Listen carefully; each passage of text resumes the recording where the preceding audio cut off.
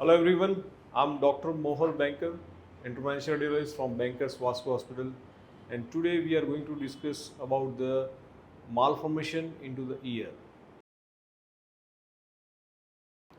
Vascular malformation वो बहुत ही actually rare disease है। उसमें भी ईयर का पार्ट, जो हमारे कान का पार्ट जो इन्वॉल्व होना, वो बहुत ही कम देखा जाता है। और ऐसे एक पेशेंट के बारे में बात करेंगे। वास्कुलर मालफॉर्मेशन जब भी हमारे पास आते हैं तो सबसे पहले हम क्या करते हैं कि उसको फर्स्ट वी इन्वेस्टिगेट और ट्राई टू आइडेंटिफाई कि वो हाई फ्लो वास्कुलर मालफॉर्मेशन है या स्लो फ्लो वास्कुलर मालफॉर्मेशन है। वो ये दो चीज़ डिफ्रेंशिएट करना बहुत ही अहम बात है, क्योंकि ट्रीटमेंट पूरा का पूरा डिफरेंट हो जाता है। ट्रीटमेंट का प्लानिंग डिफरेंट हो जाता है।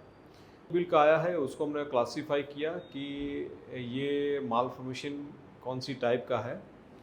और इसके बाद जो जब हाई फ्लो वास्कुलर मालफॉर्मेशन होता है उसको हम डिवाइड करते हैं। देर आर फोर सब टाइप ऑफ वास्कुलर मालफॉर्मेशन, और ये जो क्लासिफिकेशंस करते हैं उसको येक्स क्लासिफिकेशन कहा जाता है।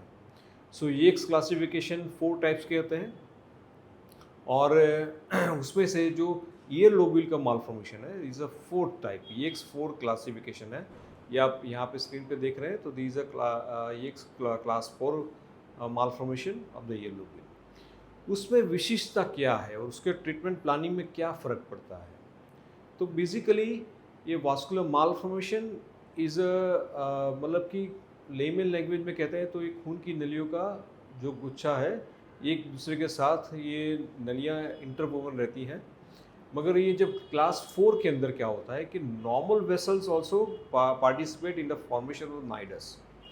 नॉर्मल ब्लड वेसल्स और एब्नॉर्मल ब्लड वेसल्स इतने क्लोजली कनेक्टेड रहते हैं कि अल्कोहल को कैसे इंजेक्ट करें in class 4, it is very very important for treating this vascular malformation.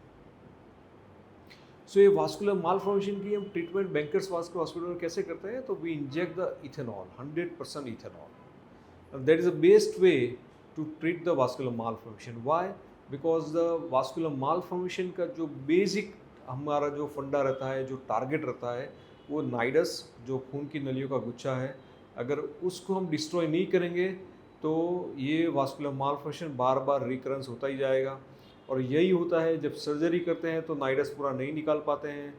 जब ग्लू या कॉइल एम्बोलाइजेशन करते हैं तो उसके अंदर भी क्या होता है कि नाइडस का जो उसमें ब्लड जो फिल्डअप हो रहा है वो हम स्टॉप कर रहे हैं, मगर नाइडस के जो अंदरूनी दीवार है, इंटीमल सेल्स, वो जिंदा है तो वो फिर रीग्रो करेंगे। All the treatment is temporary, but ethanol, 100% ethanol is very very lethal weapon and it will give the permanent cure. क्यों? क्योंकि इथेनॉल नाइडस की जो अंदर की जो दीवार है, ल्यूमेन के जो सेल्स हैं, उसको डिस्ट्रॉय कर देता है, और उसी की वजह से ये परमानेंट ट्रीटमेंट होती है। नाउ दूसरे जो क्लासिफिकेशन है उसका हर एक का जो प्लानिंग अलग अलग रहता है, बट जब हम ईयर लोबिल की बात करते हैं, स्टेज 4 की ये क्लासिफिकेशन, ये क्लासिफिकेशन 4 की बात करते हैं, तो उसमें दूसरे से क्या फ़र्क पड़ता है? तो उसके अंदर हम इथेनॉल जो है 100% नहीं इंजेक्ट करते हैं। We inject diluted ethanol 50-50%। क्यों? क्योंकि वो जो इथेनॉल इंजेक्ट करते हैं वो थोड़ा बहुत नॉर्मल वेसल्स, नॉर्मल कैपिलरीज या नॉर्मल जो ब्लड वेसल है उसके अंदर भी जाएगा। और जब भी हम इथेनॉल को और जो उसके साथ कॉन्ट्रास्ट को मिक्सअप करते हैं तो उसकी विस्कोसिटी ऐसी हो जाती है कि ज़्यादातर जो इथेनॉल जो जितना विस्कस रहता है वो सिर्फ एब्नॉर्मल ब्लड वेसल्स के जो लुमेन है उसके अंदर ट्रैवल करता है, और जो छोटे छोटे जो नॉर्मल कैपिलरीज हैं, नॉर्मल ब्लड वेसल्स हैं, उसके अंदर उसका जो लोब्यूल इतना मतलब कि उसके साइज़ इतना बड़ा होता है कि वो नॉर्मल वेसल्स के अंदर ज़्यादातर अंदर प्रसार नहीं हो पाता है, और इसी की वजह से जो हमारा टारगेट नाइडस है वही हम अचीव कर पाते हैं।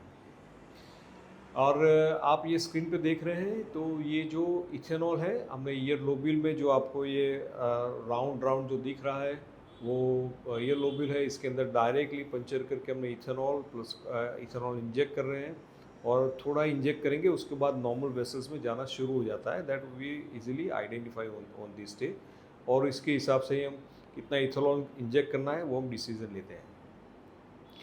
So ear lobule malformation is little bit very rare, and जब भी होता है तब पेशेंट्स को बहुत सारी दिक्कत आती है, बार बार ब्लीडिंग होना, कहीं से भी ब्लीडिंग होना, और कॉस्मेटिकली भी अच्छा नहीं दिख रहा है, और उसका हम ईयर का सर्जरी भी नहीं करवा सकते क्योंकि कॉस्मेटिकली इट्स वेरी वेरी